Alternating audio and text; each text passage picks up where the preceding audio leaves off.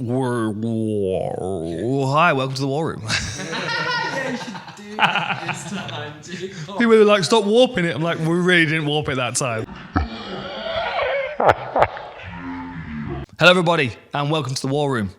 Main event for UFC 247, Jones against Reyes.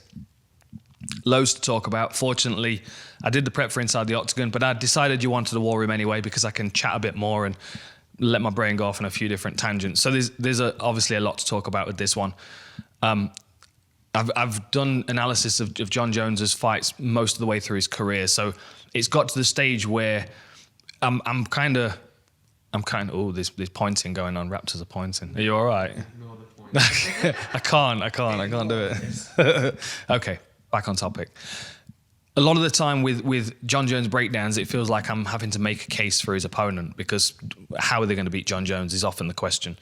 I mean, it's very occasional that Jon Jones fights someone and we're like, oh, you know, like the DC rematch, maybe the Gustafsson rematch. I remember being excited about that, thinking that, you know, this might be the time where Gustafsson finds a way into beat Jon Jones, but still no. And that's maybe a good starting point. Reyes is a fast starter. You look down his record, it's all first round. And it's not like he's a reckless fighter either. There are a few things that he does really well, and he builds a game around them. But because he's so long and he's so rangy and he's so confident in his movement, 12-0 gives you that kind of confidence. He's great at kind of bullying people if he wants to push them back. But even if they're pushing him back, he's got great counter punching as he's moving as well. So starting fast will be wise for Reyes. What you look at Jon Jones is statistically, a rematch against Jon Jones is generally worse than the first fight. A second round is worse than the first, and a third round is worse than the second. So the longer you fight Jon Jones, the worse it gets, and that goes into the history of the future of your career. So if Reyes beats Jon Jones, there'll be a rematch, which will be even more difficult than the first time. If Reyes beats Jon Jones, if he's going to beat him, a fast start is the most likely way of doing it. Like beating Jon Jones over the distance, out-techniquing Jon Jones, like the co-main event, it's going to be so difficult to do. You've got to not allow Jon Jones to be himself and to just control the center and pick you off at a distance. And like he has done for his last, 3 fights or so. So Reyes starting fast. Think the Cannonier fight. It wasn't a rushed performance, but it was an accurate performance. And once he had Cannonier hurt, he never let him off the hook. He chased him down. He caught him with that uppercut again, and that was the fight over. And I think because he's a good athlete. I mean, he was a high school wrestler. Then he crossed over to, I think, track and field and football when he was in college.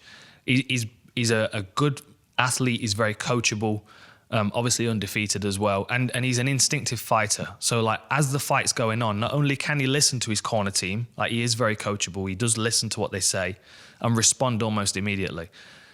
But he also sees the opportunities for his shots. Again, the Cannonier finish.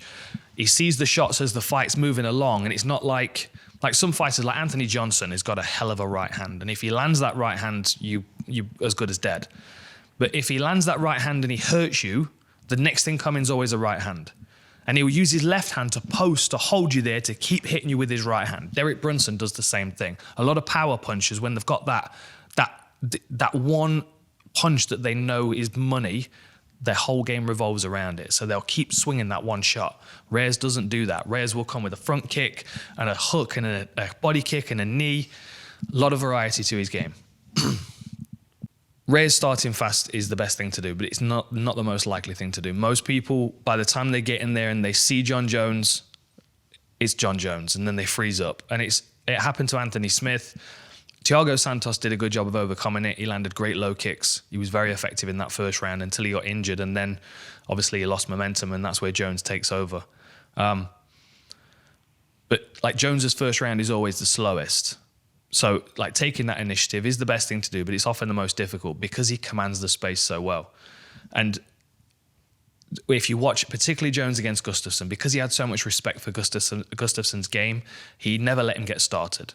He constantly breaks his rhythm. He constantly jabs at him and picks at him and pokes him and just interrupts his movement. And eventually he gets people over that black line around the canvas, where in the Thiago Santos fight, you'll see every time Santos tries to step over the line, Jones just pushes him back, jabs him back.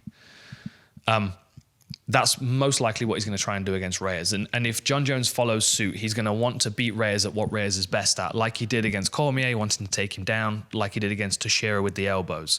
He'll want to beat him at his kicking game because that's Reyes' strongest. So then Jones has got all those long-range kicks that he uses so well. Kicking people with like a left high kick to circle them onto a left back kick, uses the space well, like I talked about with Conor McGregor. That extra 45-degree angle in the corner is really useful to circle people onto shots. And not many people are understanding how to use that space, mainly because most people don't train in a cage. So Jones has got that good understanding how he can control somebody up against the fence and then start to beat the shit out of them with long-range kicks. Very, very effective. So then you've got to think Reyes is caught in a cycle where he's circling around the fence, he's trying to stay away from John Jones's range, and he's trying to find a way into this fight. If we learned anything from the Santos fight, the low kicks are a big part of that game. So attacking that lead leg of John Jones, whichever leg is the lead, he has a long stance, he has skinny lower legs. So attacking that is an obvious target, and we saw it against Santos, it worked well. Difficult to do against John Jones, obviously, because he's got such long arms. His arms are generally as long as someone's legs, so if you're kicking him, he can punch you. But with Reyes' lateral movement, I think there are opportunities for him to land those low kicks. One thing that's worth mentioning in this moment, though, and this seems to be the same for everybody that's facing someone that they're not expected to beat. There are two characteristics that you see in a fighter that's a contender against someone that's a dominant champion. And Poirier against Khabib is a good example, is when they see an opportunity to finish, they give it everything they've got because it's almost a little surprising themselves. So when Poirier was attacking Khabib, it was like, oh, this is my opportunity. And he just keeps his finger on that nitrous tank and it just goes. I mean, he had a second go in that fight with the guillotine. But again, when he felt like he had a bit of a bite on the neck, it's like all or nothing. It might be my last chance. So he gives it everything he's got. I've lost where I was going with that. Where was I going with that? What was I talking about? Low kicks, the Santos fight. He's a contender and a champion. Yeah. Even Poirier. Oh, yeah. The characteristic of a contender. Yeah. You saying a contender? No, we'll circle back to it. It'll come back. There's so much shit in my brain with this fight. So Reyes is backed up against the fence and he's caught in that cycle with John Jones. He's circling, he's trying to land those low kicks. It's so difficult for him to find a way into the fight when John Jones is controlling that center. That was the thing. All or nothing. Yes. We got back there eventually. That's why I've got a team around me. You see, because I've got this paper in front of me. I could have written it on the chart of war. All or nothing. So Dustin Poirier did it against Khabib. All or nothing on the striking attack. All or nothing on the choke. Right? It's just I've got to give it everything I've got. If something starts to work against John Jones, if you start to land low kicks against John Jones and you start seeing that leg going out, you're going to keep doing that because you know it's working. Diversity of attack is key against someone like John Jones. Like, think about a chessboard, right? On one side you got Dominick Reyes, and on the other side you got John Jones, and that fighter is made up of those chess pieces. John Jones is going to take out that front row of pawns. He's going to take out your knight and your bishop. He's going to destroy the rook, and he's going to circle around the king until the king is vulnerable. Then he's going to take the king out. The king is the consciousness, right? The consciousness from getting knocked out, getting choked out. They're the two routes. So John Jones's process is to eat away at everything around you, like destroy your supply lines, everything. Take everything that supports your consciousness and then take that away from you. Consciousness is king. Dominick Reyes, being a contender, being a young fighter in his game, being an undefeated fighter, if something starts to work, he might just keep going at that particular thing. That's the mentality of constantly attacking the king. Like, if you're constantly paying attention to that one particular thing that you need to focus on, you lose sight. It's the Bruce Lee thing, you know? It's like a finger pointing to the moon. You know, if you focus on the finger, if you focus on throwing the low kick only, you'll miss the rest of the shit. And unfortunately for Dominick Reyes, the heavenly glory that Bruce Lee's talking about is his consciousness being taken by John Jones. So diversifying his attack's important. If John Jones sees you're attacking one particular thing, it won't take him long to adapt. And something that he has to expect is that Jones learned that lesson from the Santos fight, that leg is vulnerable and he needs to fix it.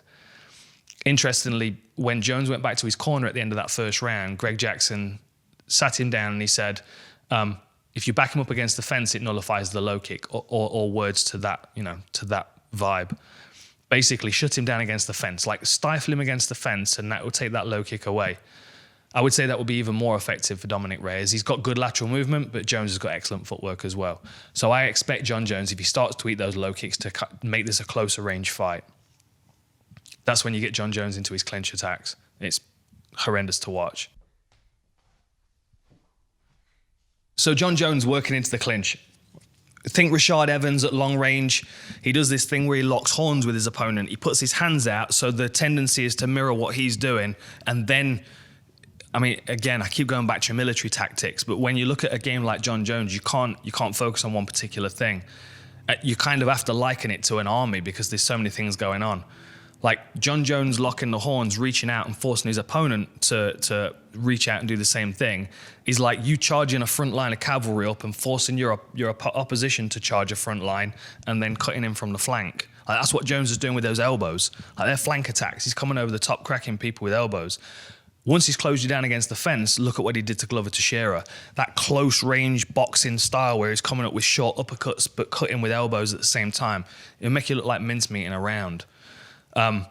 And then something that we've seen recently as well, Jon Jones was doing this back in the day, shoulder bumps. We saw it against Glover Teixeira. I'm sure he used it against DC, against Gustafsson. Smith, he used it against Smith against the fence for sure. Shoulder bumps and wrenching, he does a lot of that stuff as well. Teixeira, Gustafsson, first 10 seconds of the Gustafsson rematch, trying to wrench his shoulder out of the socket. So that meanness that Jon Jones has got is even more applicable when he gets close to you, which is not nice.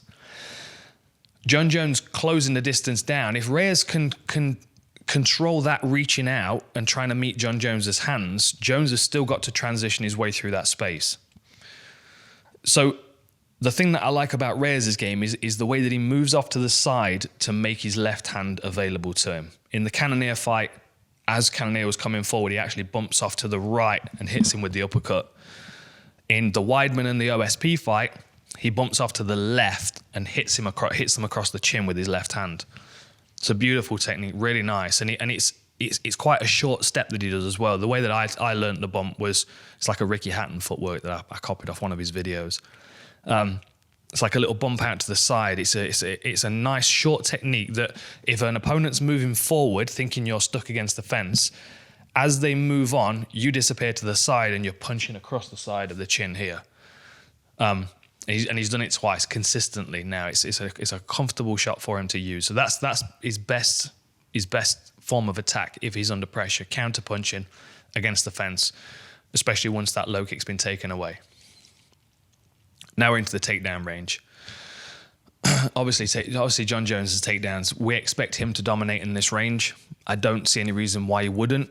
Dominick Reyes has got a high school wrestling background, but I think he stopped wrestling after high school. So Jon Jones took wrestling further. For MMA, his wrestling is just such a high level, especially when you consider who he's taken down. I mean, manhandled DC at times. Same thing with Chael Sonnen, great wrestlers. So you would expect that if it gets into a wrestling exchange that Jon Jones is going to dominate. It'll be, getting body locks up against the fence, picking him up, slamming him on the floor, maybe even catching kicks out in the open early in the fight. Wouldn't surprise me as well because Reyes does throw a lot of body kicks and it's orthodox to southpaw, so those body kicks from Reyes are going to be coming in this direction from the left leg into Jon Jones's midsection. So possibilities of catching that kick. So the two ways of getting the fight to the floor. I do think Jon Jones can dominate in that position. So Reyes really does have to focus on takedown defense more than anything. There are a couple of things that Reyes does well. The Travis Browne elbows up against the fence, he's used those a couple of times and they're very effective. They work against anybody, it doesn't matter who you are. Someone starts cracking you with elbows against the fence into the side of the ear. When you're driving in and your head's stuck up against their body and they're just cracking you in the side of the head. Like what you'll see most of the time, when Travis Browne does it, I think it's to Gonzaga and Josh Barnett, you just see their legs just collapse. They just go to their knees because it just takes your consciousness away. And the other thing as well is, like, think of the angle that you're pulling that elbow in at. You're pulling back. So for me, at least, much stronger than anything going forward. Because going forward, pectorals, shoulders, tricep. You're pulling back. That's lats and biceps. That is a powerful muscle to be driving that elbow, and it can be moved very quickly as well, like a jackhammer, like bang, bang, bang. So Jones in that position can't be relaxing, leaving his head low, because there's the opportunity of those elbows. And I mentioned earlier in the episode about how coachable he is. I think it's in the Kimball fight, and then again maybe in the Weidman fight, the corner shout cheese grater, when Weidman's up against the fence with a body lock around him. And what he does is basically holds onto the body, and then he moves up and down to break their grip against the fence. That grating isn't really unpleasant. We've got a clip against on inside the octagon where we've got a different angle. You'll be able to see it. But you'll see the clip that we're playing now. You can basically what is happening is he's going up and down. He's like pulling the hands apart, trying to catch fingers in the links of the fence. It's just unpleasant. But takedown defense and attack. Use that cheese grater, block the attack. Use your takedown defense as best you can. Scramble back to your feet, and use those Travis Browne elbows. I just wouldn't want to be on the floor with Jon Jones. I mean, he's got a rear naked choke finish on his record, but the only way I see him catching that on Jones is if he catches him with a shot first, knocks him down, hurts him, dazes him, and then jumps on him and takes him back. But most likely, if he hurts Jones, he'll follow up with shots to finish. So that's what I'm seeing. Anyway, like the co-main event, it's a tough test for the challenger. But Dominick Reyes is still early in his career. We could see a surprise finish, or we could see a guy that's going to learn a lot from this fight and develop into a contender in the future. But either way, it's going to be a great fight. Enjoy, and I'll see you next time.